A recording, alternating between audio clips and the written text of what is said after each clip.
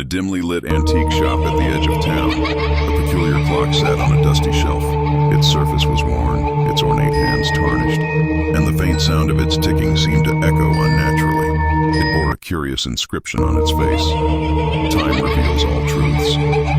One rainy night, Daniel, a struggling writer desperate for inspiration, purchased the clock. From the moment he brought it home, strange things began to happen. The ticking grew louder in the silence of his dark apartment, as though the clock were alive. At exactly midnight, the clock chimed, the air turned icy, and a shadowy figure appeared in the corner of the room, a tall man in a tattered black suit, pointing at Daniel with a shaking head.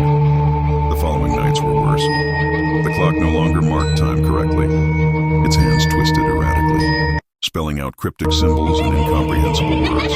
Each time it chimed, a new apparition emerged. A pale-faced boy crawled from the shadows, leaving a trail of blood and laughter that sent chills down Daniel's spine.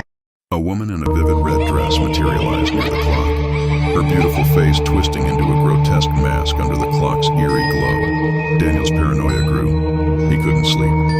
He couldn't think. The figures lingered in his peripheral vision, whispering in ancient tongues or pointing at him accusingly. One night as the clock struck midnight, Daniel opened its face in a fit of desperation.